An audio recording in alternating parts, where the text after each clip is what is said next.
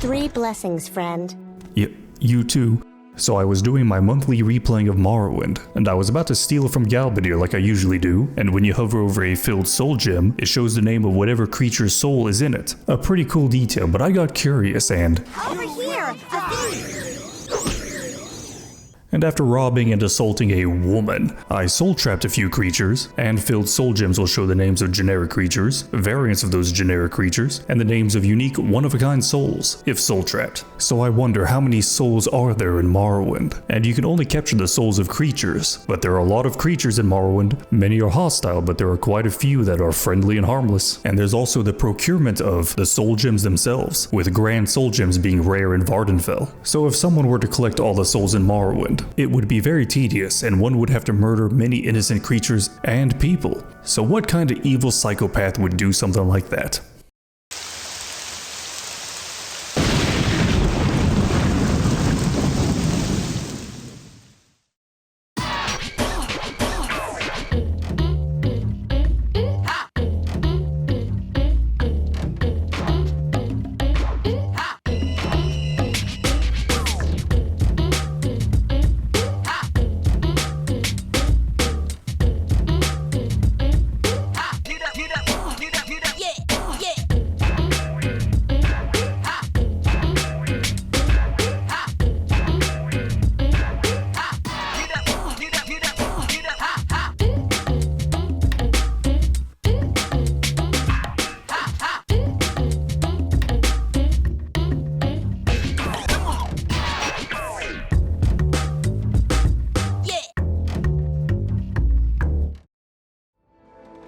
Stand up.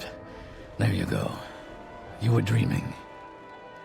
What's your name? My name, Gabo, a beautiful imperial man with peak male hairline, Norwood 7 at the ripe old age of 20. My class, NWA, because I'm an Inwa with attitude, and also the mage birth sign because why not? Interesting. You there! So this playthrough can be broken down into 3 simple steps. First is to collect equipment. There's a very special weapon I'm going to be using this entire run that is not only powerful and useful, it is thematically perfect for this run. And I'll also want to get a hat to cover up the bald. And second is to collect the soul gems, and third is to collect the souls. Very simple. I don't care about no main quest, no great houses, nothing. I just want souls. The only mods I'm using is Morrowind Code Patch, Patch for Purists, and Morrowind Graphics Extender. I'm also playing on the hardest difficulty, but not like that matters. Morrowind is by no means a hard game, and also no conjuration, because I thought that would be kinda boring. What's the point of collecting souls if you don't hunt them down yourself? And you can't hunt souls unless you got money. And I'll need a lot of money because the central item to this run is held by an NPC that does 300 points of damage. So time to make some quick cash. After making around 400 septims in Seydanine, travel to Golden Bellaram in Sharan. He sells a broken glass dagger for cheap. Next place to stop by is the Enchanter, in the Telvanni Canton Wasteworks in Vivec. Values here also sells a broken glass dagger. The third place I go to is the St. Deline Plaza. The trader here sells a very interesting item you'll never guess what it is. That's right, a broken glass dagger. Then I stop by the High Fane. Eris Telas here sells infinitely restocking cheap magicka resistance potions. You want to buy about 13. I buy 10 because I'm cheap. Now to Balmora to meet my favorite crack-smoking Gaius named Caius. Deliver the package, ask for orders. Caius gives us 200 gold and then we say goodbyes. Close by is the Eastern Guard Tower. Trigger dialogue with the guard to make him look away, and also don't get stuck on the geometry. Now position yourself right behind the pillar, jump, open up the inventory menu and just pick up the Sword of White Woe. You can pick up items while in the item menu. It's very handy. Join the Fighters Guild and get the free stuff from the equipment chest, like the 10 free repair hammers you can use to repair the broken daggers, and also the best headgear in the game, the Colovian fur helmet. Absolute perfection, I mean just look at it. Beautiful. Join the Mages Guild and then teleport to Caldera. Now just follow the road west until you meet someone. No, not the Naked Nord. Morrowind is a land filled with the mysterious and alien, and we're going to meet the most mysterious and alien of all. Talk is free. What do you want? Women. Pemini here is going to Narmak. What a coincidence, I need to go there too. And in exchange for escorting her there, she will give me the boots she's wearing. Now, I'm not into that kind of stuff, but they are enchanted, so I'll take them. Now, I could just murder her for her boots, but why would I do that? I'm just a guy fresh off a boat. I'm not a bloodthirsty monster. Yet. And also, despite wearing the boots of blinding speed, Pemini runs really slow when she's following you. But if you make her hostile, then she starts running really fast. There's a funny analogy I can make here, but never mind, I'm cutting this joke out. So at Narmak, get the boots and start chugging down all the Magicka resistance potions. Magicka resistance will resist the negative effects of most spells, but not the positive. So when putting on the boots of blinding speed, the blind is resisted, but the 200 points of speed is not. Now just head over to this hollow tree stump that's close by, and remember earlier when I said that you could pick up items in the inventory menu? You can also do it in third person. It's a really good trick for stealing things, but don't tell anybody. After getting the glass netch dagger from the hollow stump, just saunter north and head into Illinibi. And when you enter Illinibi, you might notice it's a little empty. There's nothing but a bunch of naked dark elves throwing racial slurs at you. That's because Morrowind has a leveled spawn list. So some dungeons, when you enter them at level 1, no enemies will spawn. And if you know which dungeons these are, you can get some very good loot, risk-free, right at the beginning of a run. It's also why I'm going to be power leveling in this first part, because more enemies, more souls, less grinding. So at the end of Illinibi, make sure to get all the loot, the glass boots, the bell hammer, and the fistings of Randagulf, a pair of enchanted heavy gauntlets that increase strength and agility by 20 points. It's very good. Now to head back to Caldera, and don't forget to repair everything. Now go to the Gorok Manor in Caldera, and don't forget to go upstairs and steal the armor. Surrender yourself! Guards! Despite calling for the guards, you can take this armor without repercussions. They don't do anything and you don't get a bounty. And now just to sell everything to the Creeper, a friendly scamp merchant who I will most definitely not be brutally murdering in the future.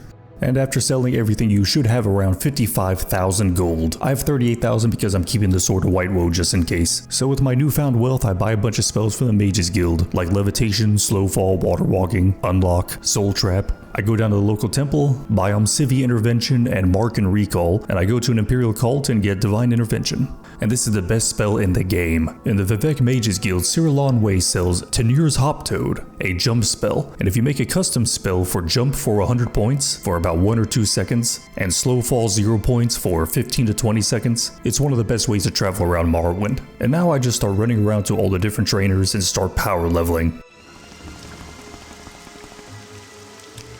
You in. The Dark Brotherhood is pretty nice. They could just kill me in my sleep, but they wake you up with a loud noise, call you the N-word, and then try to kill you. Hey guard, you gonna help me? There's a guy in a gimp suit trying to murder me. Alright. You in. Damn, with his dying breath, he said one last N-word. I respect that. Finally level 10. Maybe I'm strong enough now to get the central item to this run. So now in Sharan, and damn, the Dark Brotherhood armor gives you thunder thighs. Anyways, just a little bit to the east, there's this interesting individual. His name is Umbra. Oh my bad, his name is Unimportant. So Mr. Unimportant here is bored, and he wants to die a warrior's death. And you know what, I'm level 10. I can take him.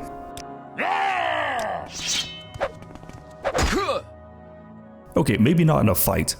So Umbra is really strong, but there's quite a few ways to deal with him, and here's how I do it. But first I'm running a little low on cash, so in the Old Run Fighters Guild in the basement, if you break into this room, in this chest, there's a couple pieces of glass armor. Take it and sell it to Creeper. In my footage, I stopped by Revere's place and just beat him to death for some reason. I don't even take his demon weapons or anything. Just stop in his place, assault him, and leave. And I don't remember why, maybe I just wanted to commit a hate crime. No, the guy I wanted to meet is Caius. He's a major trainer in all the skills he teaches, so I just train up my hand-to-hand to level 70. Level 16. Now I can take on Umbra. In a fight. When there's only one enemy, hand-to-hand is pretty busted. It's very easy to stun lock any enemy when you're fisting them, and when they get knocked down, congratulations, you win. The only downside is that it's not very effective for multiple enemies, and it does very little damage. And if you're wondering what spell Umbra was going to use, it was Berserk. Morrowind Code Patch has an option you can select to allow NPCs to use their racial powers. It can make the early game very difficult. Also, it takes about 5 minutes of fisting Umbra to finish him, so let me speed up the footage by about 2000%.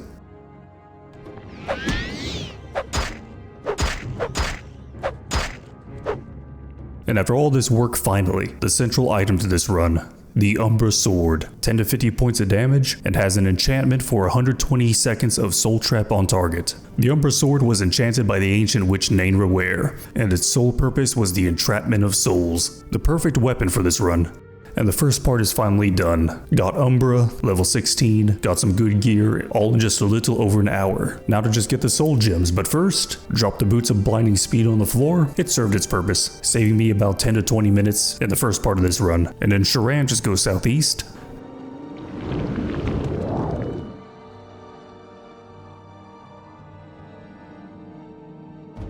And ooh, look at that. The jump spell is amazing, and the reason I took no fall damage was because any magnitude of slow fall will negate any fall damage. And now I go over to the mud crab merchant. I don't know how much money I will need for the soul gems, so just to be safe I set a mark right next to the mud crab. There's a few more things I want to get real quick. Just south of Balmor there's the Vasur Dinanat cave. I'm just going to enter, then turn around and leave. Then I go to the St. Olm's Haunted Manor. Hiding away in the basement is Dram Barrow, and it turns out the cave was actually a lost mine, and in exchange for telling him the location of the cave, Barrow will give us a Daedric weapon. I take the Daedric spear. I'm not going to use it as a weapon, but I have plans for it. Southeast of Nissus by the river is the Falas Ancestral Tomb. Just go in and take the Denstagmer's Ring, one of the best defensive rings in the game. Resist fire, shock, and frost by 30%. And D. Bryant is a reference to an Elder Scrolls forum user that passed away during Morrowind's production. A nice little Easter egg. Now I take a Silt Strider to a pretty cool place called Kul, and over the mountains east of Kul are the Dwemer ruins Druskashti. The main reason I stopped by here is to take care of Nerguri, because he is wearing my favorite pair of pants in the game. It's just a very simple pair of common pants, but I'll explain why it's my favorite later. There's also some other loot, like a pair of Daedric greaves in this chest, a vampire with ebony armor, and another vampire with glass armor, but to me the pants are the most important. Recall to Mudcrab Merchant, sell some stuff, and now I have 200,000 gold. Also, this Daedric spear is kinda heavy, so I'm going to drop it right in front of Vivek's place for some very subtle foreshadowing.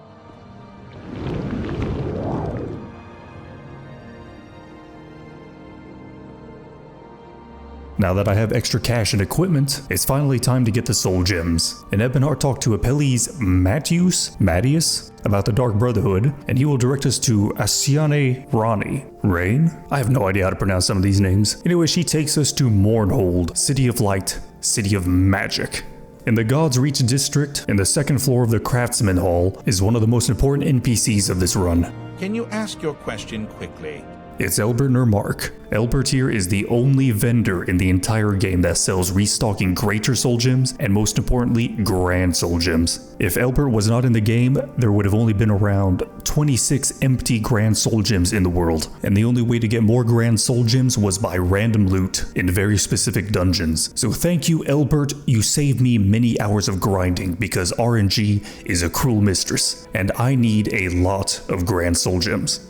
Oh yeah, I almost forgot about the pants. The reason why they're my favorite is because they're all black except for an almost flesh-colored fabric that's only on the ass of these pants. It looks like I got my cheeks out. It's great, it pairs very nicely with the Colovian helmet. After buying the soul gems from Elbert, I go down to the trader at Tel Bernora. Sylvain here and Elbert are the only two NPCs in this entire game that sell restocking soul gems. Sylvain sells restocking petty, lesser, and common soul gems, and Elbert sells restocking common, greater, and grand soul gems. And the total amount of soul gems I bought from these two are 60 petty soul gems, 20 lesser soul gems, 10 greater soul gems, 40 common soul gems, and 100 grand soul gems. Now this is not the exact amount I need, but I rounded up just to have a few extra soul gems just to be safe. Now you would think that after saying soul gem 20 times, I'd be done, but no, there's one more gem I need to get. I need to head east of Molag Mar, but since I'm here, I stopped by the Armiger's stronghold in the Wasteworks. Drathan here is the master trainer of Longblade, and close by just southwest is a campsite. In the yurt is Adibail Haina Bibi, the master trainer for athletics.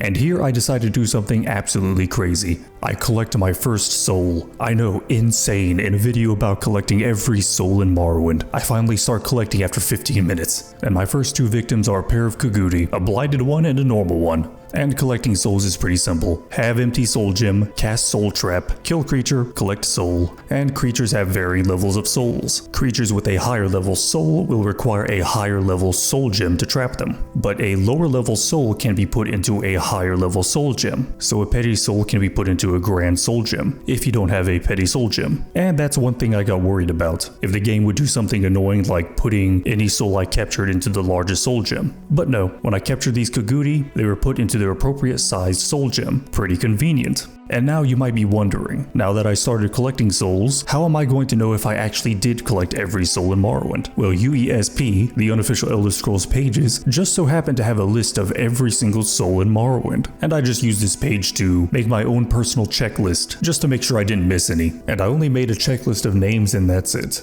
I don't really like using wikis, it makes the game kinda boring, but for this run it's not like I really need to use it, because I played this game so much that I recognize and know exactly where 95% of the souls on this list are. Now we finally reach the Shrine of Azura. It's kind of hard to miss with the big statue. Now just gotta go in and interact with the smaller statue inside. And brace yourself, we're going to do something pretty horrifying. We're going to have to talk to a woman. You have come here for a reason, though you may not know what it is.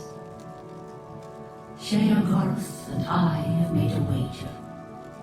He contends that solitude causes madness, while I maintain it allows for solace of meditation. To test this, I sent one of my priestesses to live alone on an island north of Dragonfell. If she can live there for 100 years, continuing her life of prayer, my theory will be proven. If not, Sheogorath wins our wager. The time has almost passed, and she remains steadfast. But Sheogorath has tried to sway the decision in his favor. Travel there, rid the island of his minions, and bring back proof of his meddling. Do not disturb the wise woman, though, as that would void our wager. Serve me, and I will reward you well. Whenever there's a disembodied voice, it's usually played through the player. So going to the third person and looking at your character, you're the one talking. So before helping Azura with her quest, I stopped by the Vivek Arena. Those Koguri did a lot of damage. So to increase my defense, I stopped by the Vivek Arena. Seanwyn here is a high elf, and he's the master trainer for heavy armor. And close by is another master trainer, Sinindai? She's the master trainer for acrobatics. And higher acrobatics pairs very well with the jump spell. And now I can travel farther, and some would think you can fly, but no, jump good. Continuing Azura's quest, we just gotta head west of Dagonfell, but first, Rat. I also stopped by this vacant Dwemer Tower that's close to Dagonfell, and I talked to Kargolgro Baguk. He's the master trainer for Unarmored, and when I was recording I actually forgot he was the Unarmored master trainer, so I just stopped by to say hi. Now west of Dagonfell on this island there is a bunch of Daedra, so I add some nice souls to my collection, such as a Hunger, a few Atronachs, a Daedroth, and the Peak Male Physique and Ogrim. Now I'm not gonna go over every single generic soul I capture. Like these generic Daedra can be found infinitely respawning at Daedric Ruins.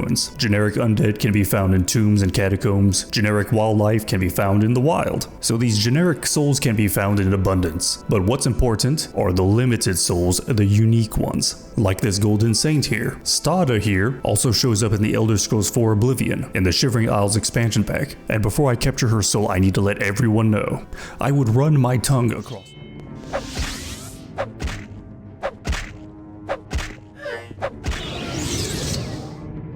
When I'm done, even Molag Bal would be impressed. Where was I? Oh yeah, after double checking and making sure I got Stada's soul, now to just head back to Azura, while also slaughtering any wildlife I come across. And also don't go into the shack, you will fail the quest. And besides, why would I want to go in there? There's a woman in there.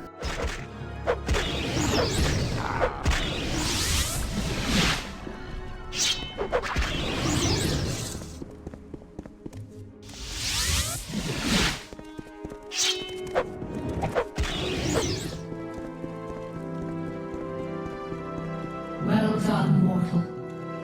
You have preserved the integrity of my wager with Sheogorath. Now it will end as fated, and not due to the meddling of the Daedra Prince. Take this, and use it wisely. The final soul gem, Azura Star, has the largest capacity of all the soul gems and is reusable. Level 32, and all that's left to do now is to just slaughter thousands of creatures and finish the rest of my collection. I love scribs, but I must complete my collection. Now I sell some stuff to the mudcrab merchant, and no, I don't kill the mudcrab merchant. Despite being a talking mudcrab, his soul is not any different from a normal mudcrab, and for souls what matters is the soul size and the name. So the mudcrab merchant is lucky that it won't become a part of my collection, but another merchant is not so lucky.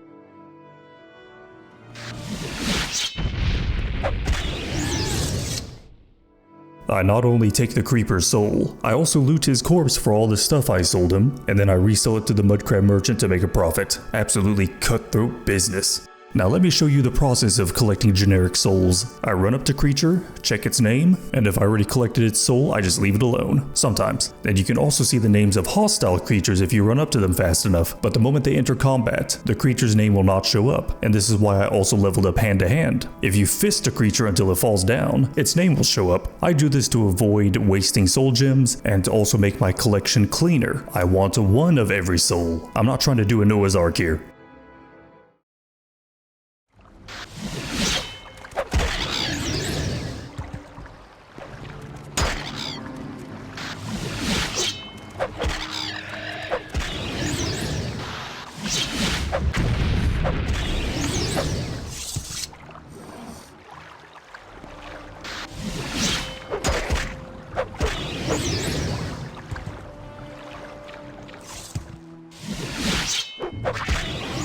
Since I was close by, I also stopped by the Samaris Ancestral Tomb and pick up the Mentor's Ring. Fortify Intelligence and Willpower by 10 points. And also the Urn in the Ashes here is also another reference to an Elder Scrolls forum user that passed away during Morrowind's production.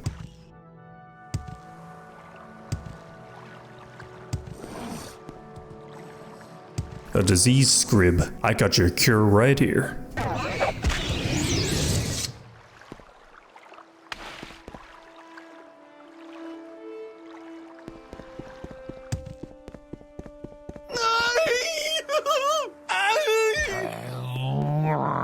What kind of death noise was that?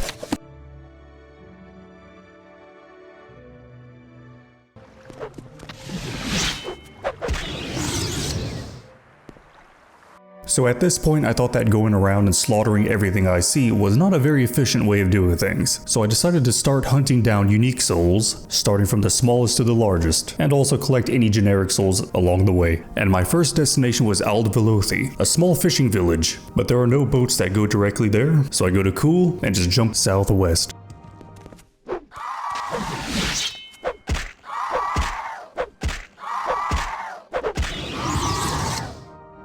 Now that I'm here, I just start fishing for souls. This is also why I got a soul trap spell on touch, because ranged spells don't really work underwater.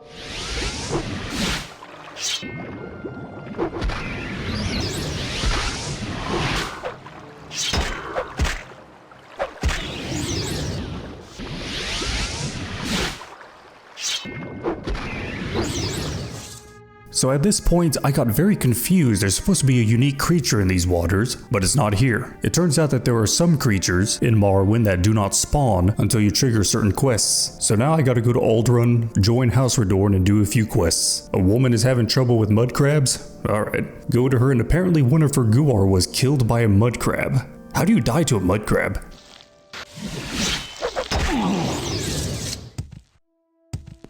So at the coast west, take care of the vicious mud crabs that are immediately ear-harding this Guar, and back to Aldrun. Deliver a cure disease potion to Theldin and Aldvelothi? Sure. So I deliver the potion, then I go back to Aldrun, then back to Aldvelothi. And now Theldin will give me a quest. And the first one is to take care of Old Bluefin, a slaughterfish that's been harassing the village for a couple of years. How do you get harassed by a fish? Just eat it. It's a fish. Anyways, head into the water and take Old Bluefin's soul.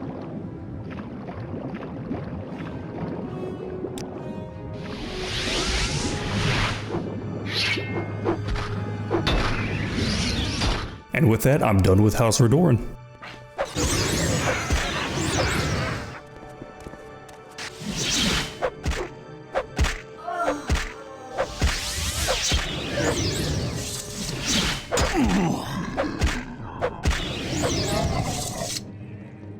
I stumbled across a Kwama egg mine, and this is a good opportunity to get a Kwama Queen soul. And I wonder what a Kwama egg tastes like. Actually, I think about this a lot with fantasy food. Like, I wonder what skooma tastes like, or sujama. And also, wait, who are these people? It'll be your blood. Damn, we just met and she called me the N-word.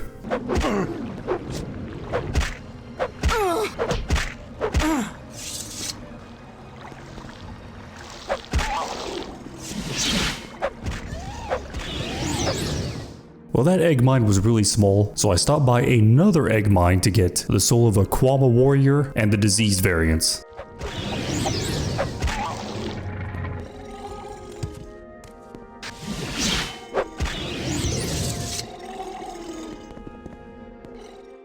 I'm back in Balmora, because now I'm hunting rats, because they prey at night and stalk at night. Fire Eye says that cave rats, which are different from normal rats, are infesting someone's house. I'm on it. Over at Joraine Thelos' house, she's worried the rats are going to eat all her pillows, so I take care of the cave rat.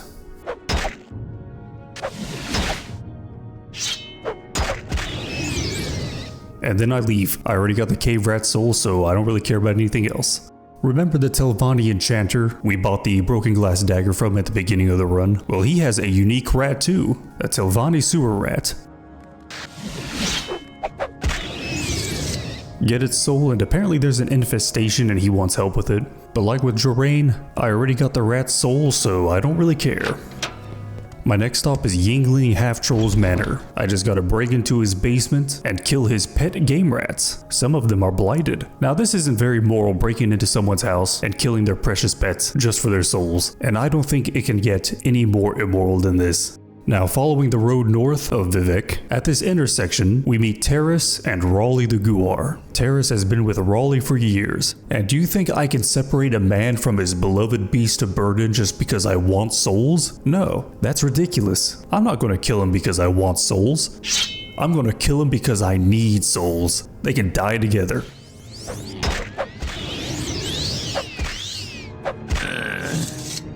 I killed an innocent man. Ooh, 200 gold. You a bum-ass swit. This is chump change to an Inwa like me, but I'll take it. And I'll also take these exquisite clothes from Raleigh's corpse. Now east of Seydanine is this watering hole. A friendly Guar always spawns here, and of course I murder it. And then I go into the Andrano ancestral tomb that's close by. We can get some boners here. There's a lesser bone walker, a skeleton archer, and a kind of unique crippled skeleton. I wonder what's crippled about it. Does it have a physical issue because it has less tissue?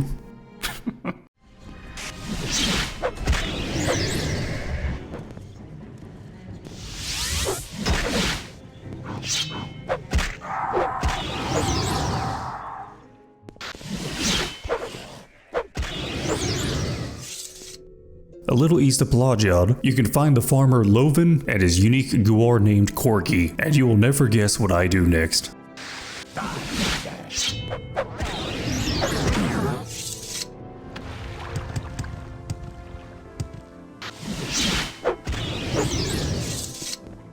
Now I take a boat to Tel Mora and just head northwest because I want to go to the Ahemasu Ashlander camp.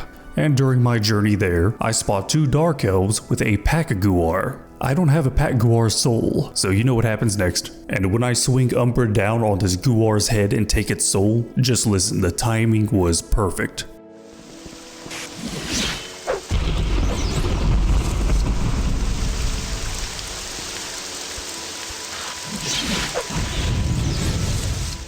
Now at the camp, talk to Ursha Musa, and apparently she's been having wet dreams about a white Guar. Cool. And she wants me to investigate it. And she also says something about helping out her people, and I'm like, yeah, sure, I'll definitely do that. I also stumble across this Sinamusa egg mine that's close by to the west, and I got really lucky coming in here. This egg mine is a blighted egg mine, so now I can get the blighted version of the Kwama creatures. And I don't think there's a blighted Kwama queen in this game. Following the road west, we meet the white Guar, and apparently it leads me somewhere, and I thought this might lead to a soul or something, but nope, it's just a dead body.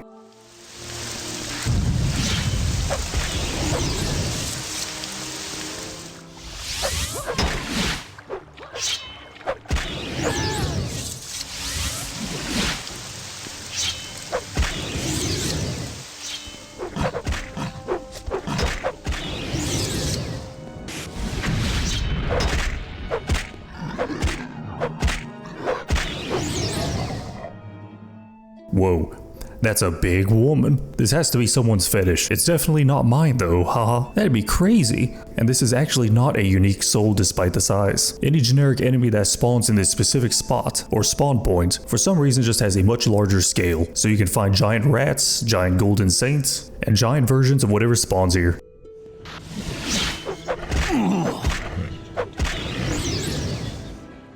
At this point, I just need one more petty soul in Vardenfell, but I just can't seem to find it. It's just a simple, blighted scrib, but it just would not spawn for me. I checked over 100 scribs, and my search covered so much distance I ended up in the western part of Vardenfell near Cool. I went into this Allen ancestral tomb, hoping to find scribs, but instead I found a bunch of vampires. Now these are generic vampires, so they actually respawn, but it's not like I'll need to remember this tomb, because why would I? I'm just collecting souls, it's not like I need to become a vampire or anything, and this is most definitely not subtle foreshadowing. Hey Scrib, you blighted? No. I stopped by Aldredania since I was close by, and I get the soul of the unique skeleton here, the Skeleton War Wizard, which is a pretty metal name. The skeleton also has the vampiric ring, which is pretty powerful, but I never use it. There's also the bitter cup here that's worth 100,000 gold, but it's not a soul, so I just ignore it.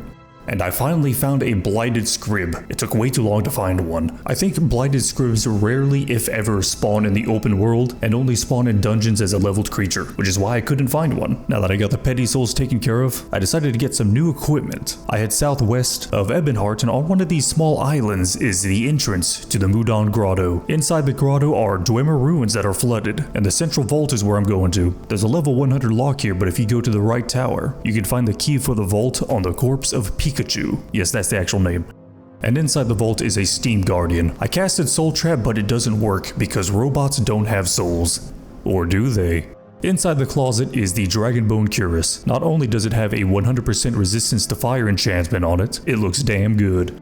And now I'm in Alderun. Like with old Bluefin, I have to go join the Thieves Guild because there's a creature that only spawns after doing a certain quest. So I talk to Angoth the Jeweler, I join the Thieves Guild, and he wants me to steal a sword from the Mages Guild that's just across the street.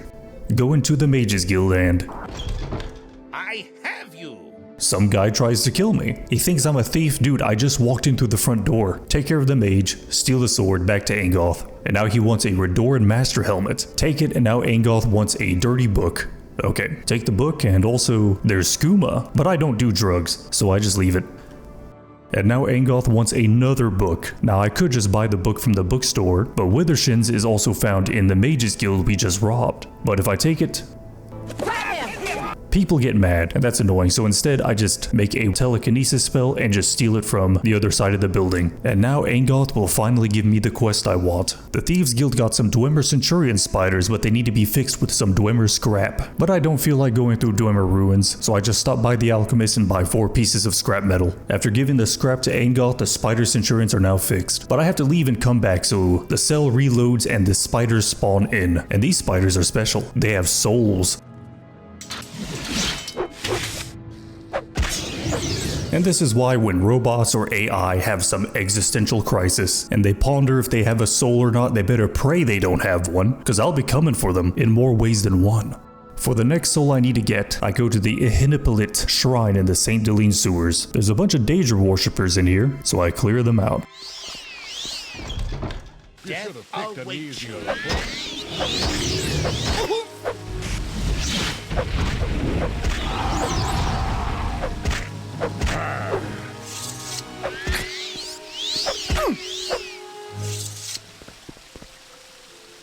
What is it, mortal? Have you come to be of service to Shagarath? That in and of itself speaks toward your madness. This pleases me. Fetch the Fork of Horripilation from the Mad Hermit near Aldredania. Take care with him. He's not the most stable man. Use the fork wisely, mortal. Few have wielded it who have not come away changed. Use the fork to strike a death blow to the giant bull Netch that resides near the hermit. Do this, return the Fork of Horripilation to me, and Shagarath will reward you well. So Sheogorath wants me to kill a giant bullnetch. Now this giant bullnetch sounds like it's a unique creature. So I go to Big Head's place, take the fork, and now to find the giant bullnetch, which might be a little confusing because it turns out that despite being called a giant bullnetch, it's actually the same size as other bullnetches. Talk about false advertising. And I could weaken the dwarf giant bullnetch with Umbra and then finish it off with a fork, but I'm going to do it the way Shiggy wants me to.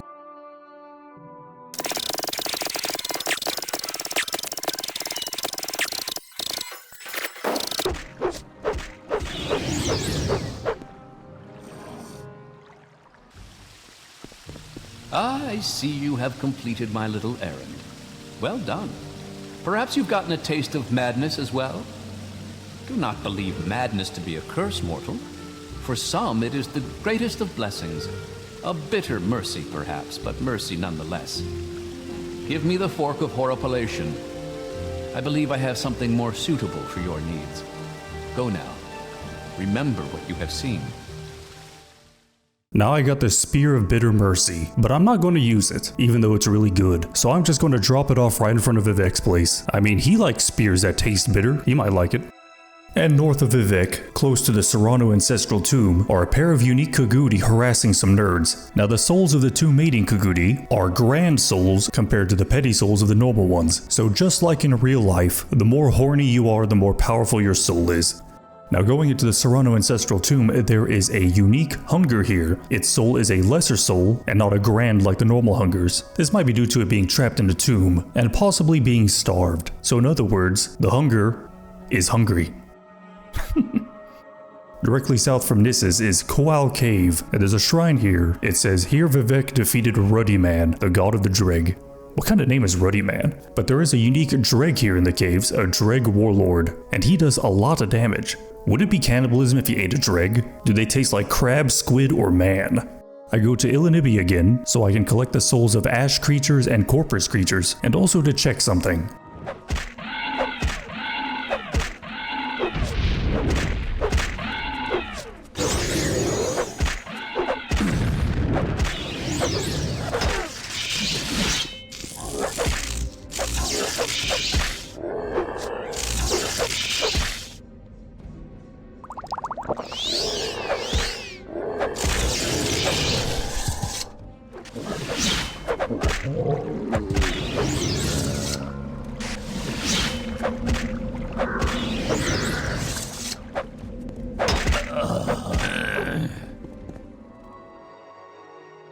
Well, there's nobody here at the end. Well, I guess I'll just start busting.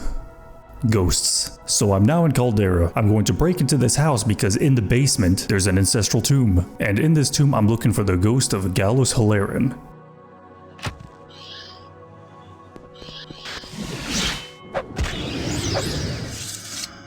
I then stopped by the astral burial grounds of the Urshulaku, and I captured the soul of the Wraith of Sol Sinopol. I wonder how mad someone would be if they knew I was capturing the soul of their dad or their grandpa. But anyways, I take the Bone Biter bow, because I feel like I might need that. There's also a unique skeleton in this burial ground, but when I hit him with Soul Trap, it did not work. This skeleton is called the Worm Lord, and for some reason you can't capture his soul, he's unique. So his soul will remain unmolested, sadly. Now I need to head east of Dagonfell, and along the way I stop by an island and meet Maik the Liar. Well, I can't take his soul, so I just leave him alone. He's got a nice hat though. Now I enter the Daedric Ruins Ald Daedroth. Deep inside is a unique scamp called the Lustadrike. He offers a drink which I decline. I don't want a drink, I want a soul.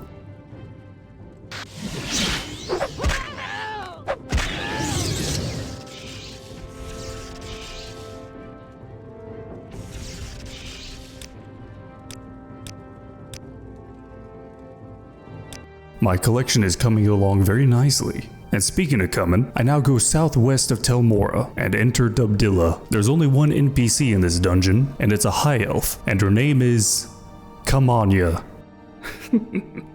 In the deepest part of this dungeon, there is... Oh, it's blocked off. And there's also an invisible wall. I thought I could get around this, but I just ended up clipping my upper body into the ceiling. So the only way to open this up is to trigger a certain quest. I'm back to these vampires that respawned. I clear them out and I open and close the inventory on one of the dead bodies. I keep molesting this vampire because I'm trying to contract porphyric hemophilia. And once I get it, I jump over the ghost gate. I collect the soul of a corpus creature I'm missing.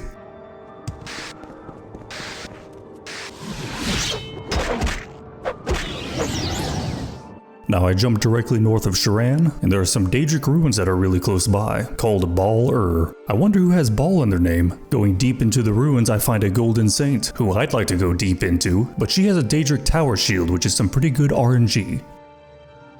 And moving on to the final room, which is pretty sick, there's a pool of lava, and hey, a statue of Molag Bal. You know, this lava is making this room nice and warm. Molag Bal makes me feel safe. This room is making me feel really sleepy. I think I'll go to sleep for 3 days. Surely nothing bad will happen. Level 40. Sweet.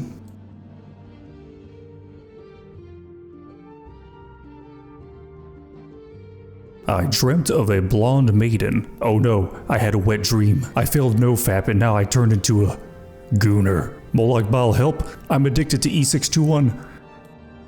I curse you, vampire!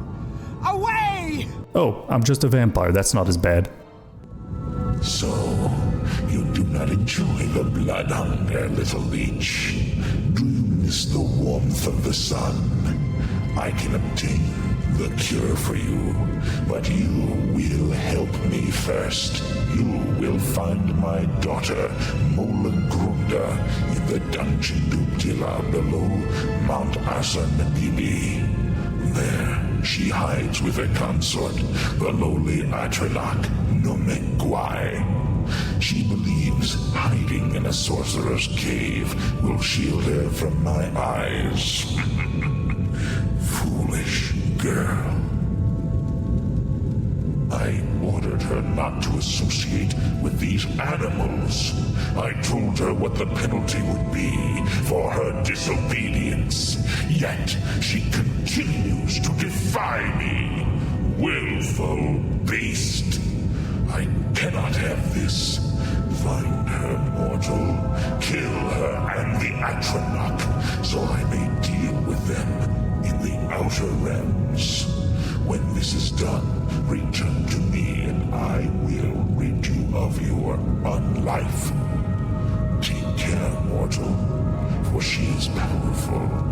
She is still a daughter of Molag Bal. Now back at the dungeon, the path is now opened up, and I don't see why Molag Bal is upset. It's not unnatural for someone to want to get into a relationship. I mean, it's just a boyfriend. Wait, is that a Frost Atronach? I take it back, Molag Bal was right. Grunda should have gone with a Fire Atronach, they're much hotter. So I take Molag Grunda and Nomegwai's soul. Back to Molag Bal.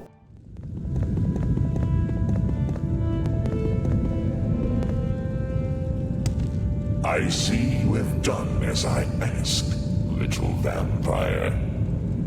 It was not easy for me to obtain the cure, but I was able to pry it from Vermina after some discussion. You have earned it. Now I have eternity to punish my daughter for her defiance. Your curse is lifted. Yet, I wonder, will you miss the taste of blood on your lips? When you sleep, will you taste the salt and copper flowing over your tongue? Go, mortal, bask in your precious sunlight. Now that I'm beautiful again, it's time to start busting. Some more ghosts. Go to Nissus and join the Imperial Legion. Something about a land deed. Talk to woman, her husband was murdered. Cool. Wait, murdered? He might have turned into a ghost. Head over to the egg mine, and some knife-eared avocado is getting uppity. And what is your business here? How may we help? What? Hey, it's the ghost of Mansilla Malvabdas. He wants me to expose his murder. Oh yeah, I'll definitely do that.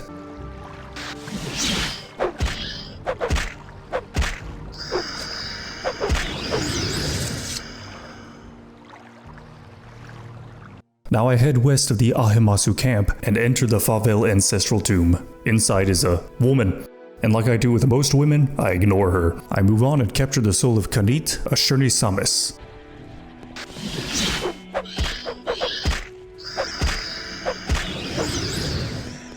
Now in Vivek, in the St. Deline Waste North 1, there's a unique ghost and ancestor guardian just hanging out here.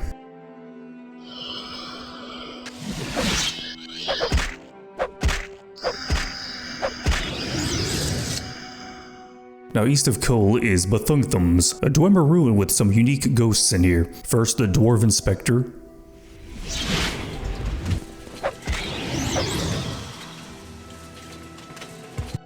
and then Dark Mazalf.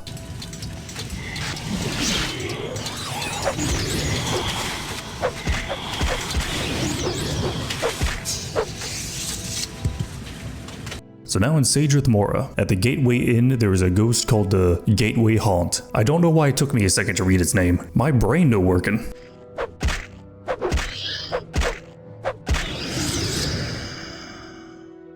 Alright, I'm tired of busting.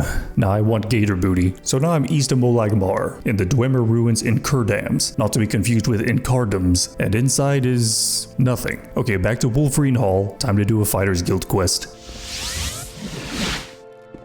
Talk to Macrina, who's now magically here, and now there's a unique Daedroth named Harel Vesu.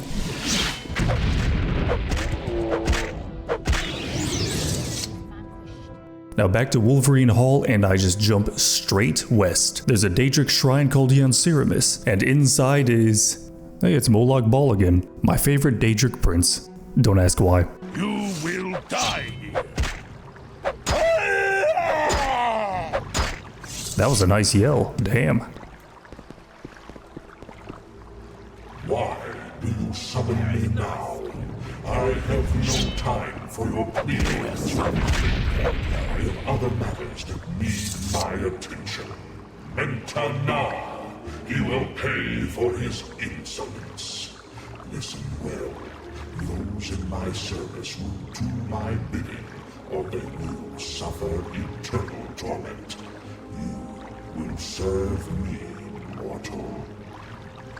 Mentana has grown careless and lazy. He sits in his wretched cave while life on the surface goes on unmolested. He has spawned a creature of terror.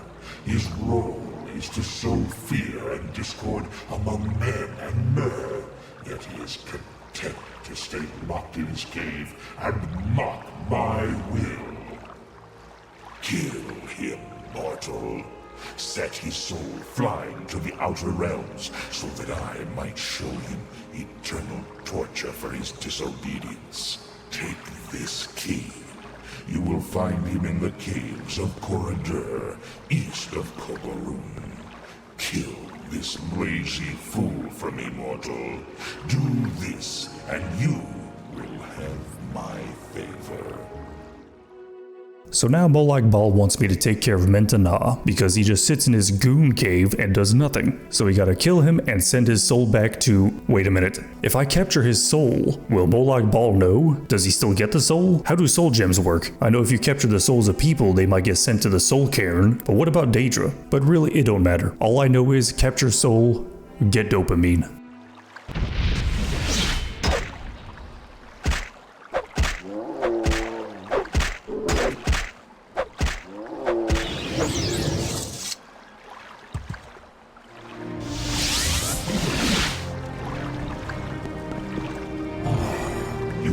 The soul of Mentana.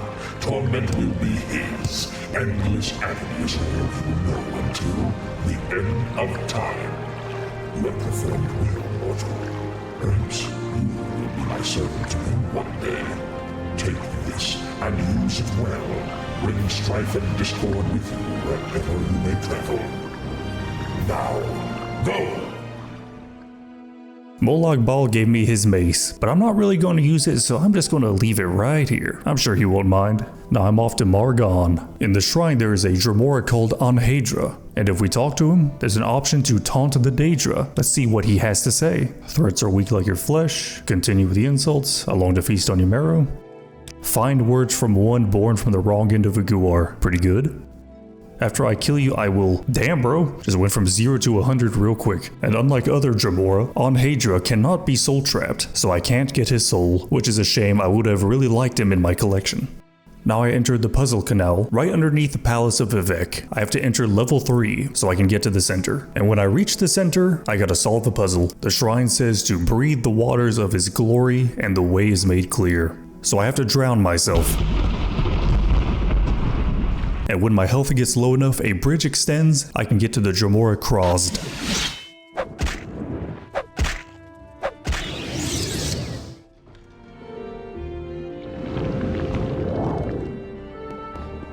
Hey, Devaith? Mathera.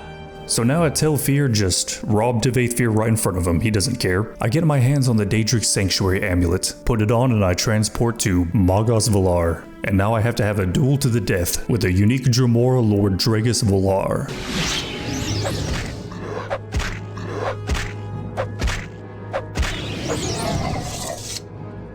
And of course I take his soul, and I also get the Daedric Crescent Blade, which of course I'm not going to use, so I'll just leave it on Devaith's bed. I'm sure he won't mind. So now I break into Hollow Manor, because I need a container to hold my soul gems, and Rawlin is perfect. And besides, he's dead. He won't care. And if he comes back as a ghost, well, you know what'll happen. I'll bust on him. Now I'm going to have Rawlin hold onto my soul gems for a bit, because all these souls are really cluttering up my inventory. And at this point, I have gotten pretty much every single petty, lesser, common, and greater soul in Vardenfell. And all I need to do now is slaughter every single member of the 6th house, and collect the souls of every single Dagoth. Before I assault my first 6th house base, Kogurun, I stop by Floss Marion. Mizuna Kin is the master trainer for marksmen, and now I'm level 45. The first 6th house base I assault is Kogurun because there is a large concentration of Dagoths here. Now I'm going to go through the 6th house collection pretty quickly because I don't go to some Gator's goon cave, I don't kill a god's daughter because she got a boyfriend, I don't soul trap someone's grandpa, I don't break into someone's house to kill their pets, I don't even commit murder. In other words, nothing funny happens. I just go to 6th house base, slaughter everyone, then move on to the next base, repeat. So this next part will be brief. I will go over how to differentiate between a Dagoth and just a normal enemy. 6th house members usually have a 6th house amulet. So when combat starts, if a ash creature casts a destruction spell on themselves, it's usually the 6th house amulet. They drain personality by 20 points. So that's one way to tell them apart. But sometimes they don't use the amulet, so when that happens, I just fist them and then get their name, which is coincidentally enough the same way I meet new people.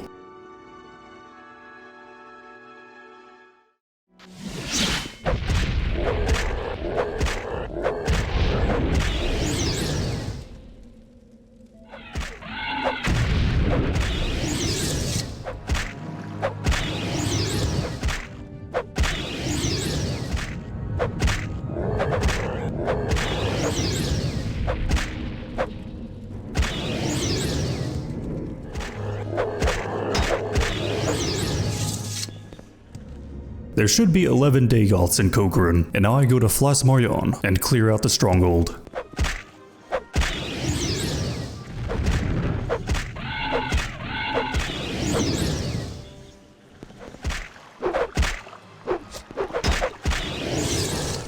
Now I just Almcivi intervention to Aldrun, and then I go jump over the Ghost Gate, and man, the jump spell is so sick. And now I just clear out all the 6th house bases around Red Mountain, which are usually in these Dwemer ruins. I also take Keening and later Sunder, not because I'm going to use it, but because I thought they would be nice decoration pieces.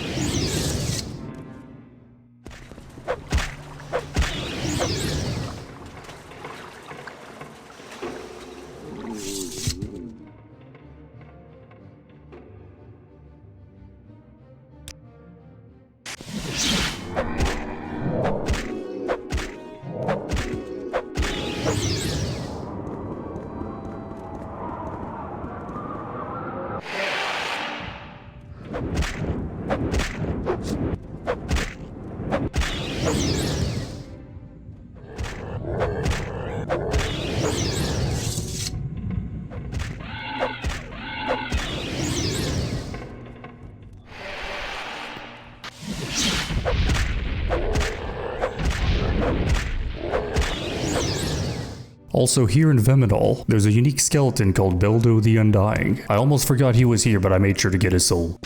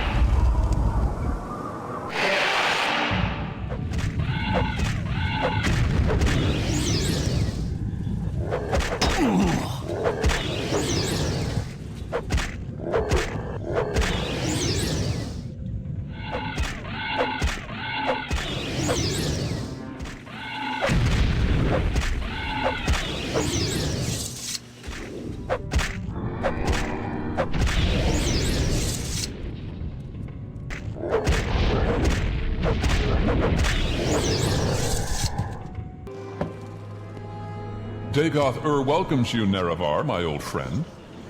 But to this place where destiny is made, why have you come unprepared?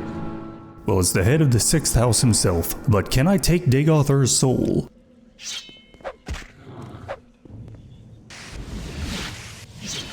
Well, it turns out I cannot, but what about the heart of Lorcan? What a fool you are. I'm a god. How can you kill a god? What a grand and intoxicating innocence. How could you be so naive? There is no escape. No recall or intervention can work in this place. Come, lay down your weapons. It is not too late for my mercy.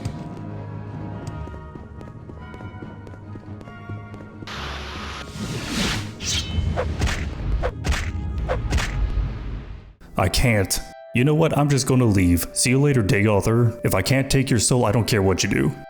Now I'm going to hunt the final Ash Vampire, and I'm not gonna lie, I had to use the wiki to find out where he was. I always forget he exists. He's not in any of the major 6th house bases. And plus 6th house, I keep thinking there's 6 Ash Vampires, you know, it's perfect. But it turns out there are 7, and the 7th one is just tucked away at this dungeon, Sanctum of Awakening. And you think he'd be in the final room of this dungeon, with the Daedric face of inspiration, and one of the best daggers in the game, the Fang of Hyneknamet. But no, turns out he's just in some random corner.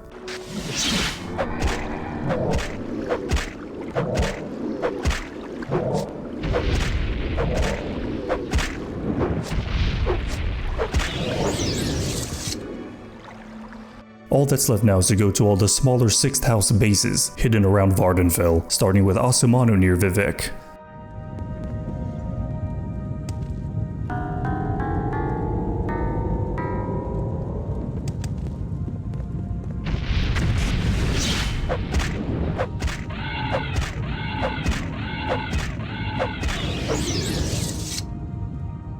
Then Subdun south of Nissus.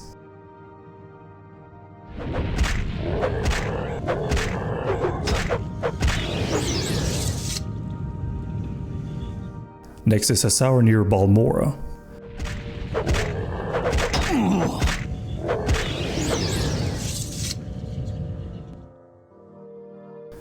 And last Yakin near Tellerun.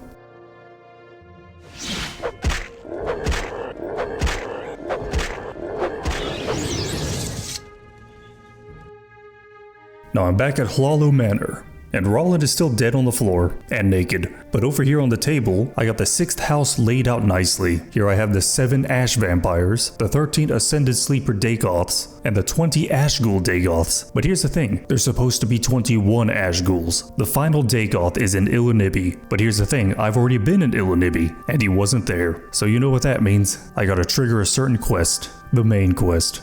Say highest to the Gaius named Caius. Some goober wants a puzzle box, so head on out. You're mine. get the box, and back to Balmora. Does that guard have 2 shields? What is this? Oh, so that's how there are infinitely respawning guards. They reproduce via mitosis. Nature's beautiful. Deliver the box back to Caius. I have to go get a skull and give it to the totally not a necromancer. Now Caius wants me to go talk to 3 informants. Mero Milo says I should get the Progress of Truth. I could buy it, but I steal it, of course. Adhere is dodging taxes, based, so of course I help her, and she gives me information. And Hulia is being accosted by a bunch of drunk, racist Dark Elves. Now I would join the Dark Elves, but I need Hulia's information, so I guess I'll help him out. Now back to Caius, and he needs about 1 day to process all this information I gave him. So I try to sleep, but Dagothur keeps giving me wet dreams. Now Caius wants me to talk to Hasaur Zain Tsubani. He tells me about the Ashlanders, back to Caius. Now Caius wants me to meet the Ashlanders. So I go to the Ursulaku camp, and Solmatul wants me to do an initiation rite. He wants me to get his father's Bone Biter bow, which I just so happen to have. So I give him the bow, and I don't tell him that I soul trapped his father. I don't think he would be too happy about that. And now I can talk to the wise woman. She tells me some stuff, back to Caius, and finally, he mentions the 6th house, and a priest named Dagoth Garrus. He finally spawned. So I go back to Illinibi, and there he is, the final 6th house soul.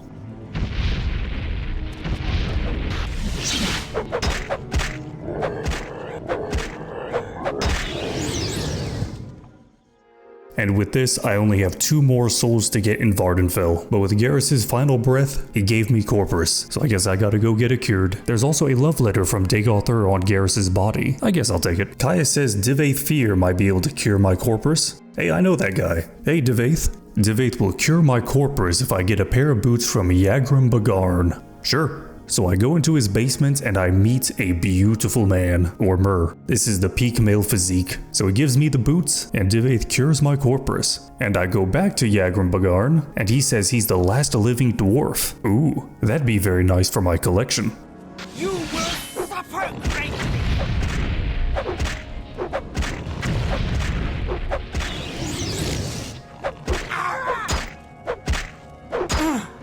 Now just 1 more soul. And now I'm in Vivec, for Vivec. And I was so excited running up these stairs, break into the palace, and there he is. And this is what Azura Star is for, to capture Vivec's soul. Now it takes a while to kill him because Vivec has 3,000 health, but the way I take him down is that I fist him and then finish him off while he's on all 4s, just the way he likes it.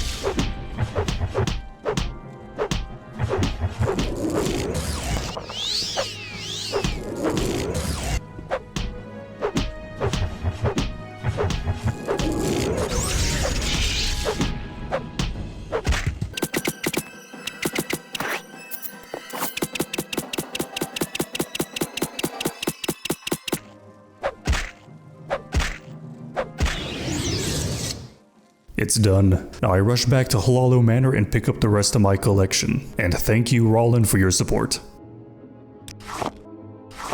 And here, Rollin, you can have the stuff I don't need.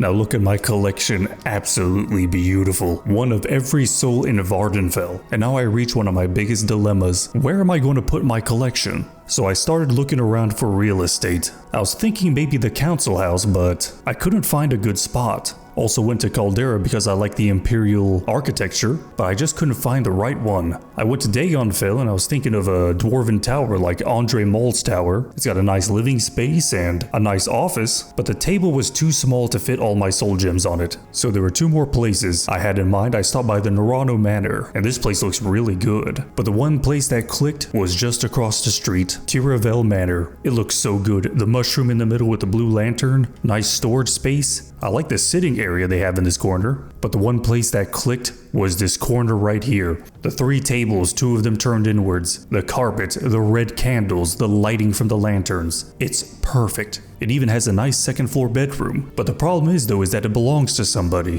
which is a shame. But just my luck, he had a heart attack and in his dying breath, he said I could have the house. How convenient. So now I begin cleaning up the place and making it just right. looking good. And now I begin the tedious, hellish task of placing down each individual soul gem onto the table, one at a time. And also some candles for ambience.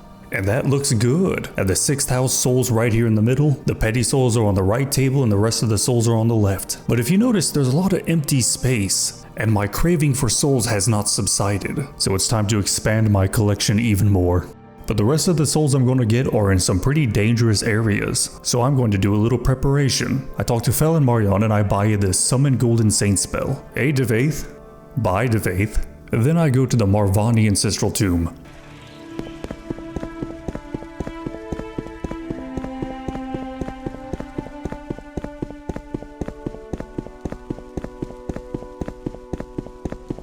Levitate over the maze and enter this area that looks amazing, but what I need is up top, so I levitate and get the Daedric Face of God. Sell some stuff to Mudcrab Merchant, and then I start farming Golden Saint Souls. And some of you might be thinking, oh Gabbo, I thought you said you weren't going to use Conjuration. Now see, I just did an impression of you with a silly voice. That means I'm right. And now I enchant all my armor and clothing with constant effect enchantments. I love how Daedric armor looks in Morrowind, it's so good. And of course I also enchanted the Clovian helmet, because why wouldn't I? Now I'm going to start Tribunal, but before that I need something very important. So I pick up a Azura's Star with Vivek's soul in it, and I come over here to a container. Now what I do is I just drop Azura's Star on the floor, open up the quick keys menu, and then open up the magic menu, and while in this menu, I pick up Azura's Star. Azura's Star is in my inventory, but I am holding it as well. So I put the star I'm holding into the crate, and now I have done a duplication glitch. I now have 2 Azura's Stars, both with Vivek's soul. So I take one of the filled stars along with the Daedric spear, and I enchant the spear and I call it Muatra. And also I know that's a grand soul gem in the menu, and I do switch it out for Azura's Star. My footage just got messed up. Mournhold, city of... I already said this. Getting straight to it, in the Great Bazaar I'm looking for a man named Mon. He sells trained scribs and rats, and one of them is a pack rat. So of course I buy it, and you know what happens next. I suppose I have a moment. What is it? Murdering an innocent friendly creature for the first soul of Tribunal. What a perfect start. And also in my game for some reason the scribs and the trained rats run really fast. Now to start the main quest. I can get most of the souls just from doing it. Talk to Fedris Hlur, who I will try not to accidentally call Hitler. So Adolf here says that Hellset is making an army of goblins. Goblins? Let me tell you, I love goblins. The problem is though is that they're in a place that I don't love. The sewers. I really like Tribunal, but the sewers are so mid.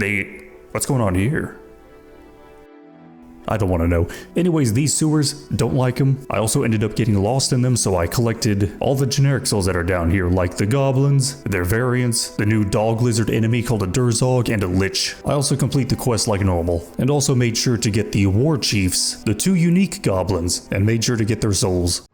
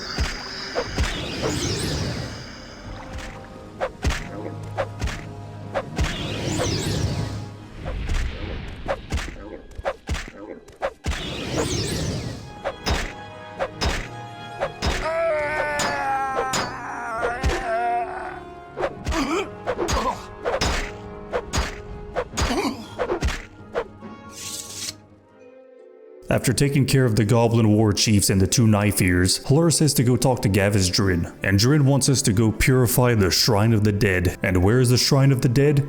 The sewers. And even worse, I have to escort some goober named Ervel Dolny there. Now, I could just kill him and the quest will still progress, but I forgot what the reward was for keeping him alive, so I got curious. So I made it to the Shrine of the Dead and took care of the unique liches, the profane acolytes, and after clearing them out, Dolny gets stuck on the geometry.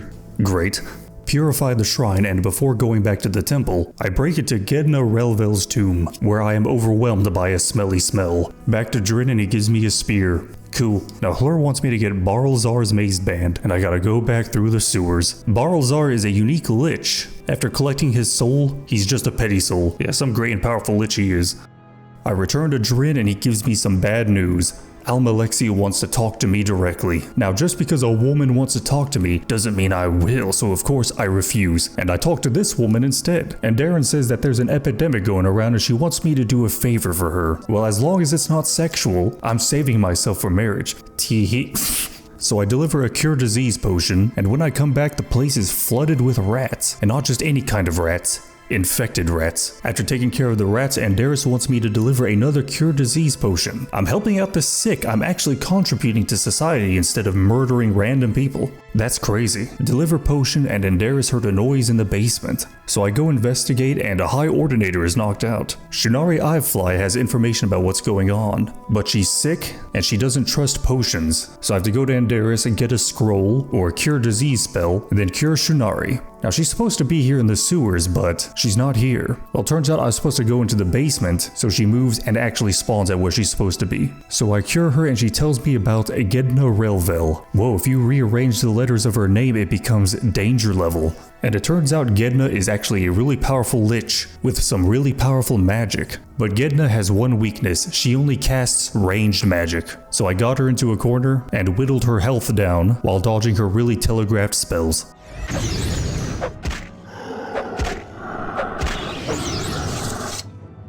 I take the robes of the lich that might come in handy, and going back through the sewers I meet Nerissa. Her husband was murdered by the Black Dart gang, and now his ghost comes to her at night. Oh, this is my favorite. Murdered husband that comes back as a ghost, this is my favorite kind of soul. And Nerissa asks me to speak to her husband's ghost, and she asks for me not to hurt him. Oh yeah, I'll definitely do that. I speak to Veriner's ghost, and he tells me about the Black Dart gang's hideout. Cool. And then you know what happens next.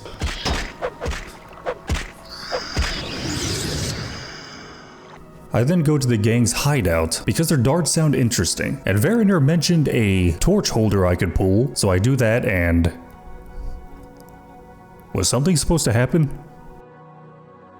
Oh. It floods the sewers, so now I just go to the gang hideout and all the members have drowned, so I just loot their bodies and take their darts.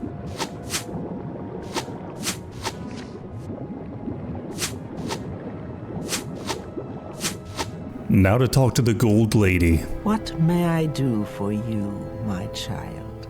Almalexia. Give her the mazed band and surely she won't do anything evil with it. Wait for 24 hours and now the plaza is being attacked. I'm sure Almalexia has nothing to do with it. Over at the plaza there's new souls to collect. Well, a new soul. The hulking fabricant has a soul, but the verminous one does not. Or does it? Take arms! Drive back these creatures! After the battle, investigate the broken statue. There's a hole that leads to a Dwemer ruin. There's some battle going on down here, but I don't really care. I just turn around and leave. Report back to Almalexia, and now she wants me to investigate a cult. Enno Romari says the Tribunal is weak, and he predicts the Elder Scrolls IV Oblivion. Now Almalexia is not too happy about this, and to assert her dominance, she wants to bring an ash storm to Mournhold. I don't think this is a good idea, but who am I to judge? Back into the Dwemer ruins, break into this room, and get the Dwemer satchel packs. In other words, explosives. I'll need these to blow a hole in the wall so I can get into Norinender, Daedric ruins that house a unique Dramora, Kashti, and after collecting his soul, I loot the Pyroil tar from his body and get flashbanged in the process. My eyes. Now back to the Dwemer ruins, activate the weather machine and just pull the right lever to bring an ash storm to Mournhold. Now back to Almalexia, one of her hands went missing.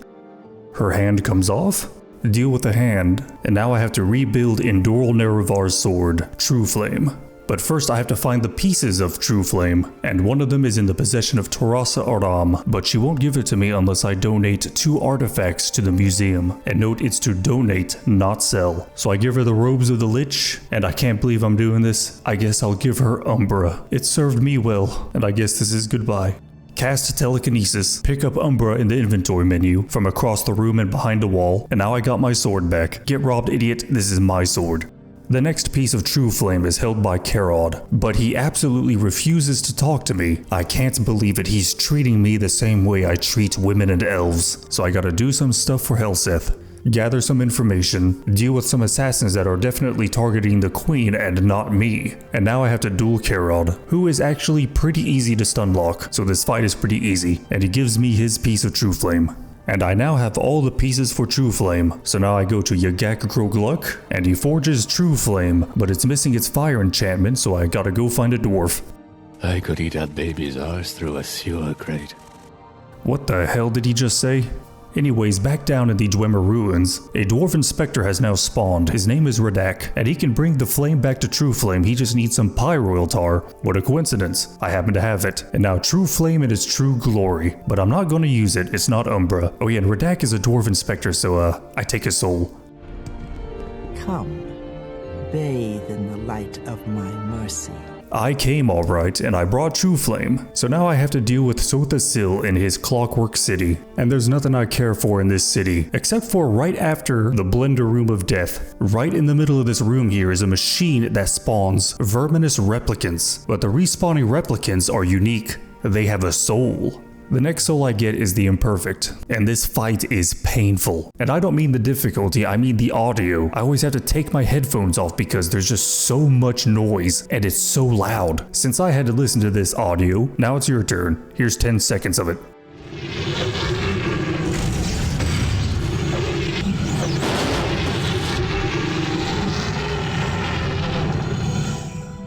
I lowered the audio by about 10 decibels, by the way.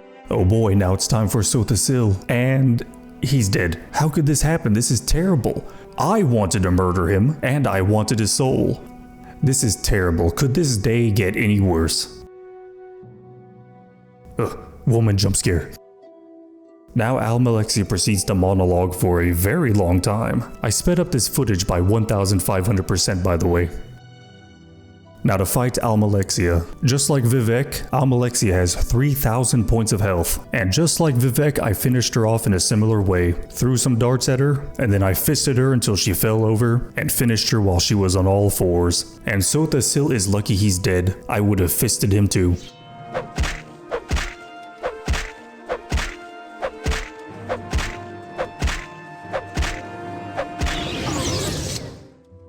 I now have Almalexia's soul, and with her soul, I now have every soul in Tribunal. I gotta get to the rest of my collection, but Azura wants to yap at me, and I don't care, I gotta get home and tidy up my collection.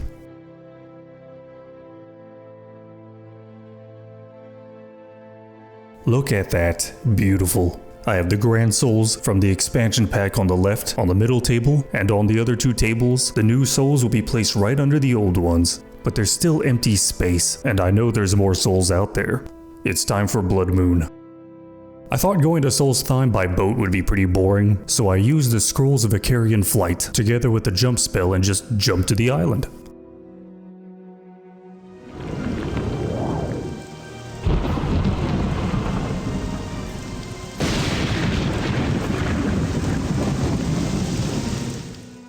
And this is a pretty horrifying scenario. I would be crapping my pants, jumping through a storm with lightning going off while I'm wearing armor. I'm now at Solstheim, and the moment I set foot on land, I do my usual routine, slaughtering all the local wildlife.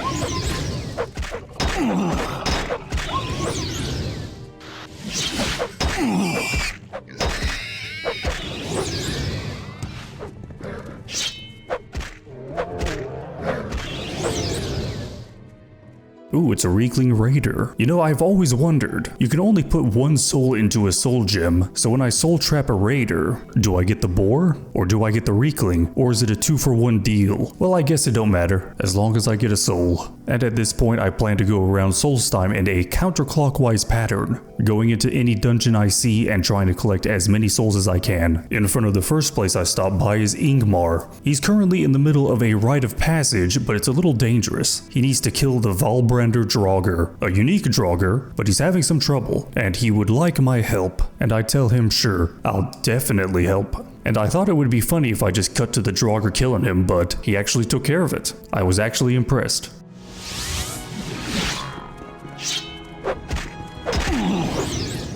I stop by Frostle and get the unique Reekling, the Reekling Boremaster.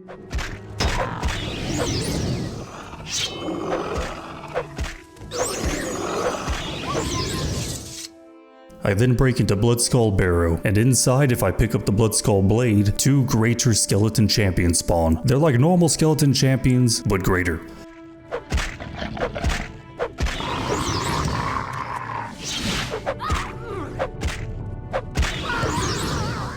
At first I thought this Horker was dead, but it turns out he was trying to sleep, so I help him sleep forever. I then stop by Himmelhost Barrow because I'm here for some booty. There are skeleton pirates in here, and there's also the captain, and it's pretty easy to figure out he's the captain. He's the biggest boner of all. Then over in Fjell there's the fearsome Grawl, which isn't actually all that fearsome, they're pretty weak. I also try to find a normal Grawl, but I don't think they're in the game. The next place is Freaked, or Fryked. I get another boner here, a skeleton berserker. What is bro doing? How do you get impaled in the ceiling?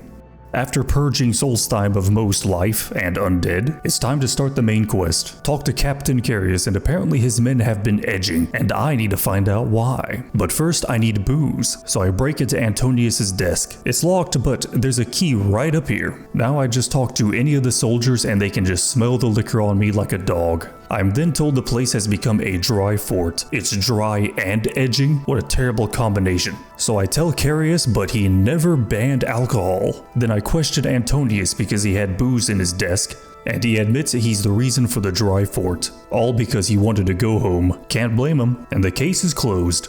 Return to Carius, and now he wants me to deal with some smugglers. So I go deal with them, and when I come back, the fort was attacked by creatures, and Carius is missing. How the hell did all this happen? I was gone for 2 minutes. Artoria says that the Skull might know what's going on, so I go to their village. I talk to the chief of the Skull, Tharstan Heartfang. He prattles on about the oneness of nature and all that, and I'm like, yeah, I love nature, and I most definitely did not slaughter most of the wildlife here for their souls. And Heartfang asks me to restore the power of the Skull. This sounds like a good opportunity to murder more innocent creatures, so of course I do it. This quest requires me to do a bunch of rituals at a bunch of different stones around the island, and I start with the Beast Stone. Travel south, find the good beast, and ease its suffering. I'll ease its suffering, alright.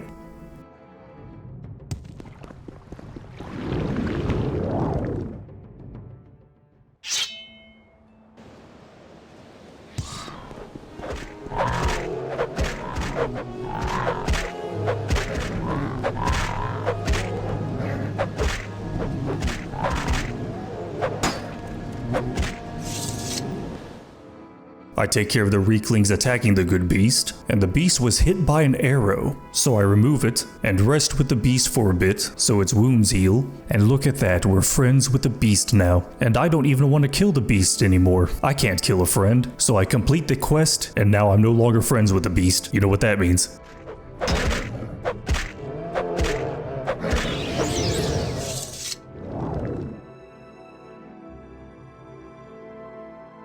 Next is the Waterstone. Travel west to a small island off the coast, and follow the swimmer to seek the water of life. And the swimmer is a unique black Horker. And let me tell you, I tried to set up a situation or a setup that involved a Horker and a boar, so I could make a joke where I say, look at that, I'm horking my hog. But sadly, I could not find the right situation, the right clip, so I couldn't pull off this joke. Do you have any idea how sad that is? Anyways, I get the swimmer's soul, and for some reason it's marked as essential, but all it does is lead you to a cave. I get the water of life, and now for the Windstone. I need to go to Glenshul's tomb and open up the greedy man's sack. Along the way I stop by the mead hall Thirsk. The people here are really nice. The chieftain even gives me free mead. These people are great. I hope nothing bad happens to them.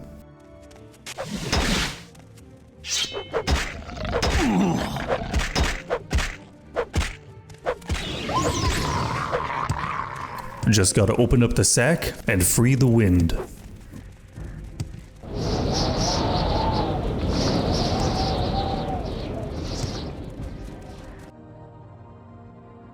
The Sunstone wants me to free the warm sun from the halls of Penumbra, but to free the sun I need the Eye of the Lightkeeper Grawl.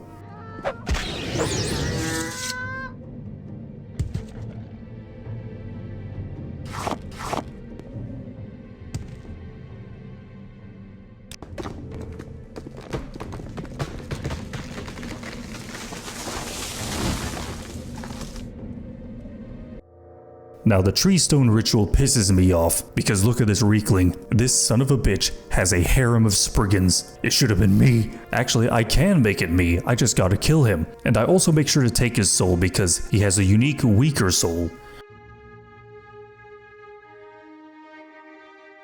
Now to just take the seeds and look at that. It's a dream come true. Actually, let's make this a little sexier. Aw, yeah, ow. Okay, I go plant the seeds, and now for the final ritual. Travel northeast to the Cave of Hidden Music and learn the Song of the Earth. Deep inside the cave, it's a simple puzzle, just have to match the notes.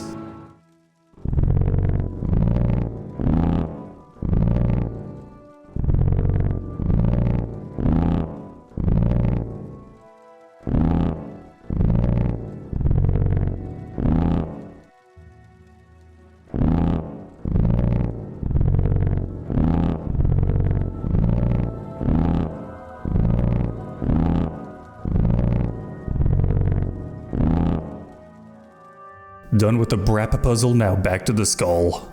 Now Tharstan wants me to solve a crime to prove my wisdom. I don't really care about this drama, so in short, Half Hand is falsely accusing Engar of stealing so he can get his wife. Turn Half Hand in, and I get to choose his punishment. Banishment from the village, or being eaten alive by wolves. And of course, I choose the second option, because of two reasons. One is when you go outside, immediately run to the pen. There's a unique Canelorn wolf, and despite wolves being sacred to the skull, they don't really care that I'm killing one.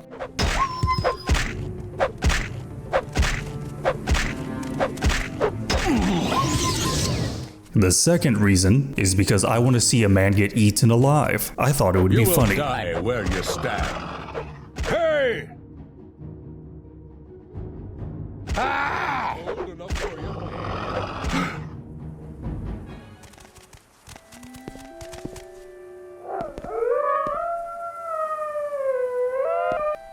And this is the reason why you want to kill the wolf quickly, because after Half Hand is dead, they despawn.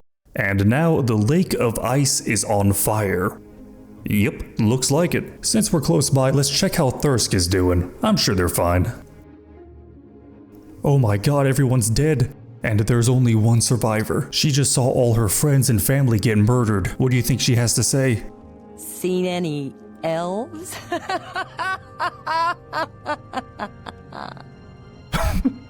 Svenja Snowsong says that the Uderfright is what killed everybody, and this vicious creature's lair is just right outside. The entrance to its lair was thawed out by the fire, so I go in and deal with the creature.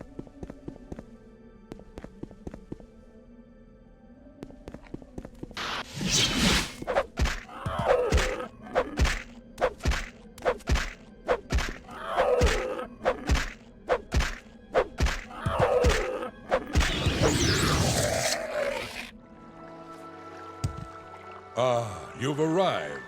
These are strange times, my friend.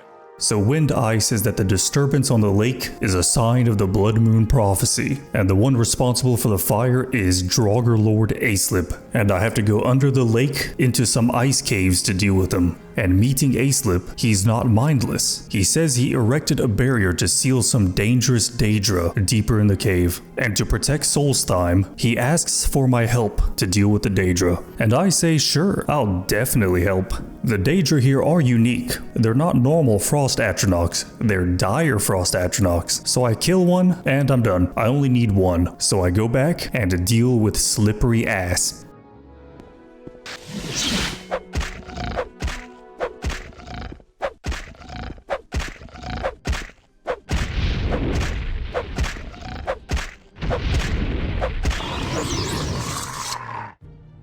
And you might be thinking, what about the other Daedra? Aren't they a threat to Solstheim? And I say, not my problem. I already got my souls. I'm out. Report back to Heartfang, and now werewolves are attacking. Cool.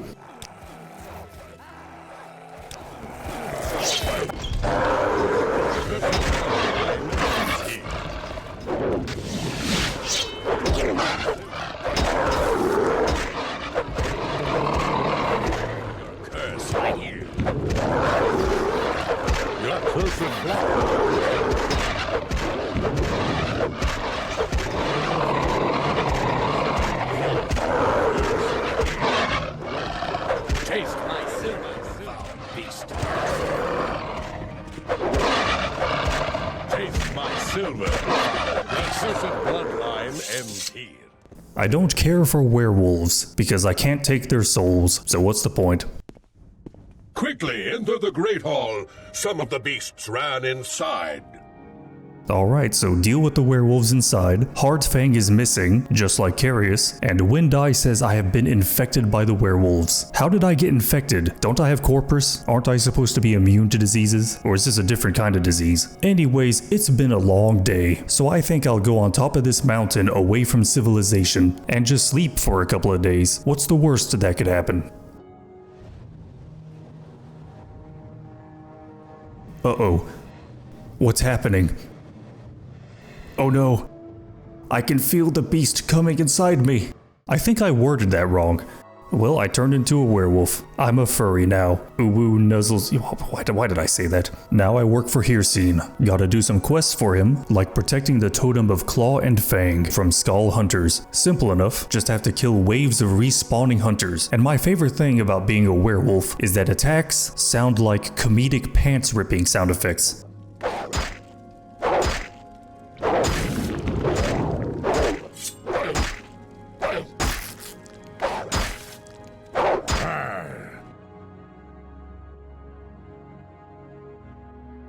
The next quest is pretty simple. Deal with the skull and hunt the spirit bear. Just like the previous quest, just have to deal with respawning hunters, and once they're taken care of, just move on to the spirit bear. But I wait till day, so I transform back into a human because a werewolf cannot cast Soul Trap.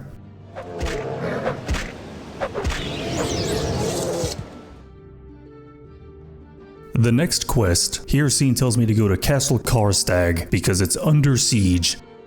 Now inside Castle Karstag, I wait inside the castle because only werewolves are allowed in through the front door, and the bloodlust almost kills me, but luckily I had enough health. At the entrance, a unique Reekling named Dolk says that another Reekling named Krish is trying to take control of the castle, and he's using Grawl to help him. Well, thanks for the info, Dolk, but first let me put my clothes on real quick.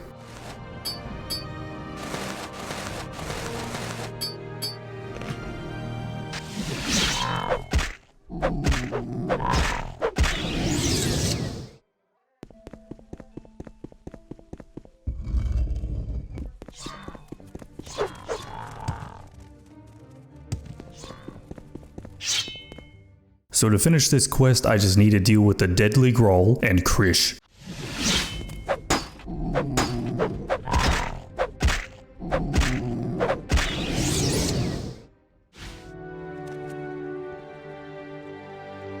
You could be arrested for that. Put some clothes on.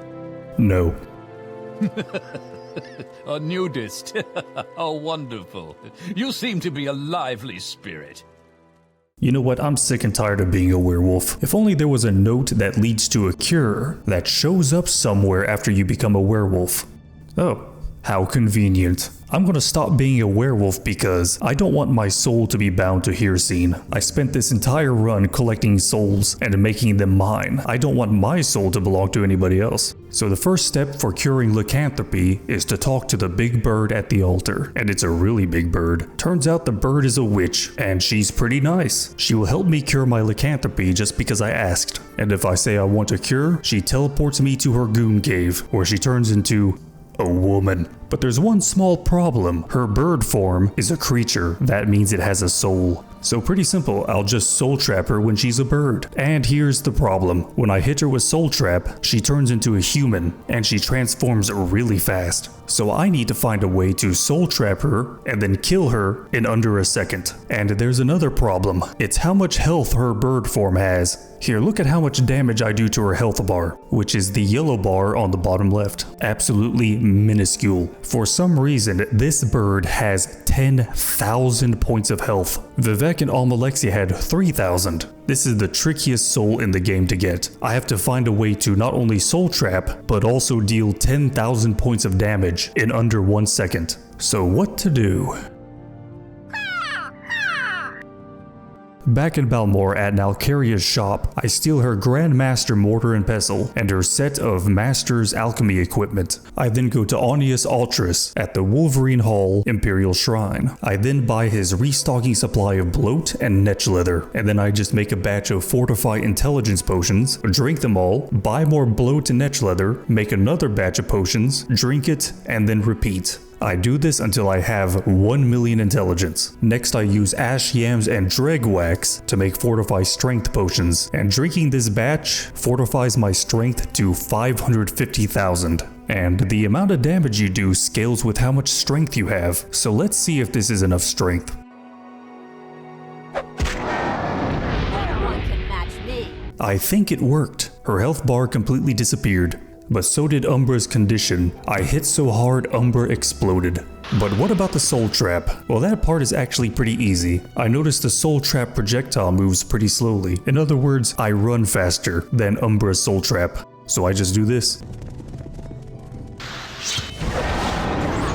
Scoundrel. I managed to get the bird soul, but there's one problem. The witch became hostile, and I want to cure my lycanthropy, so I have to find a way to get the bird soul without making the witch hostile. And after a bit of trial and error, I did this.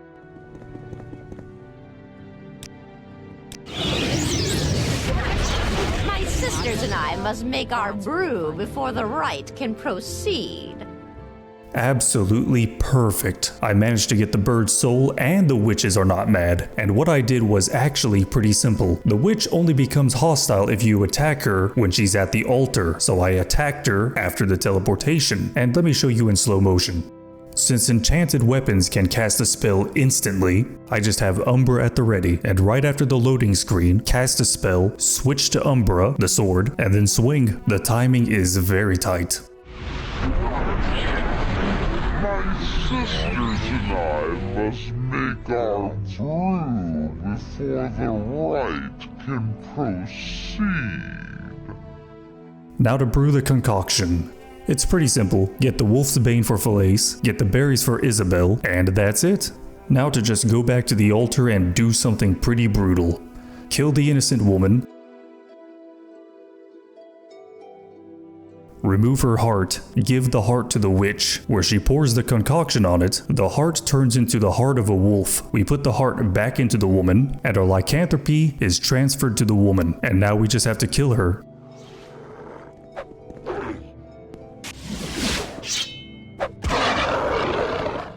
And we kill our lycanthropy and we're cured. I then went to sleep after a long day, but nothing happened. I thought I got soft locked, but turns out I was supposed to just talk to Windeye, and the main quest just resumes from where I left off. But this time on the Skull side, so I thought nothing else would happen, so I just went back home in Balmora and just went to sleep.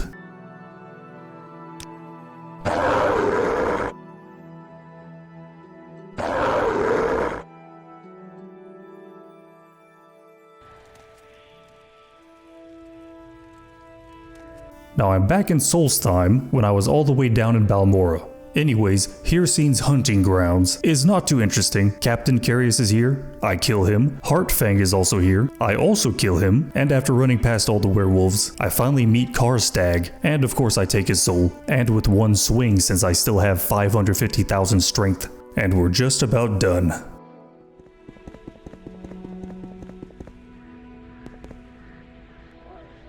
So, you are the one. You have escaped my hounds and beaten back the other challengers. I had rather expected the giant to prevail, but no matter. You have proven yourself a worthy hunter, and you have earned the greatest honor that can be bestowed upon a mortal. You are to be my prey. I ask you though, what is it that makes a hunter great? Is it his strength, the speed with which he strikes? Or is it his guile, the ability to outwit his prey? Answer me, mortal, and decide your fate. Oh no. Oh no. This is the only part in the game where you're locked out from getting a soul. The 3 aspects of Hircine each have their own soul, and you can only get one. Which means if it wasn't for this, you would be able to get every single soul in Morrowind that actually appears in the game. So you'll always be missing 2. And I tried to find a glitch or an exploit to get all 3 aspects, but I just couldn't find one. So I guess there's only one option. I have to use Chim and consult the Godhead and the Dream Sleeve.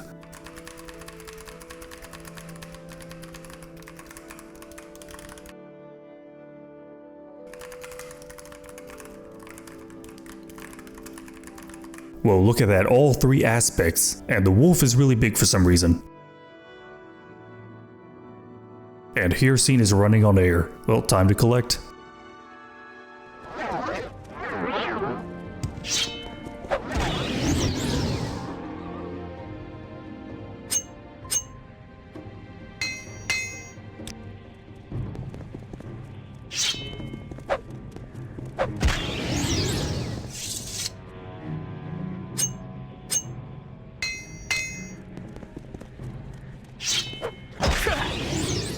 And we're done. Time to go back home.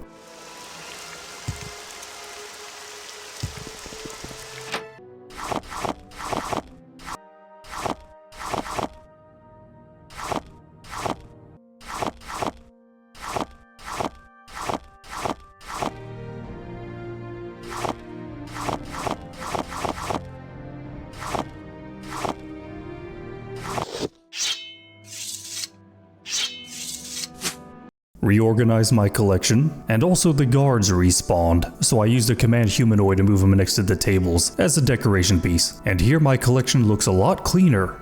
But even so, there's still a few more souls I'm missing. I know, crazy. I usually don't use the official plugins, but I decided to load one of them in, the Siege at Firemoth. And this was actually my first time ever playing it. And let me tell you, I was really surprised at all the skeletons and all the rats. But I made it to the end. There's a unique lich called Grurn, and of course you know what I did with him. Now that I'm no longer a werewolf, I can get the Totem of Claw and Fang. If you rest while holding the totem, there's a chance that grizzly bears will interrupt your sleep, and these bears have a unique size soul. Next is in Kolbjorn Barrow. The Draugr here have weaker souls, and that's it. My checklist is complete. Now to just head back home, put on the best hat in the game, organize my collection a little bit more, and this is the most important part, putting Umbra in its rightful place as the centerpiece of this beautiful collection. I don't think there's anything else to show. Oh yeah, upstairs. Don't ask where the guards went. I have a Lesser Soul Quama Queen up here because I thought it would look cool up here, and I'm too lazy to bring it back downstairs. Well, what can I say? It's done. All I can think of is to give a roll call. Here's the total amount of souls in my collection. There are 54 petty souls, 19 lesser souls, 35 common souls, 9 greater souls, 91 grand souls, and 2 Azura stars. This collection took a long time, but it's done. If you somehow made it this far, thanks for watching.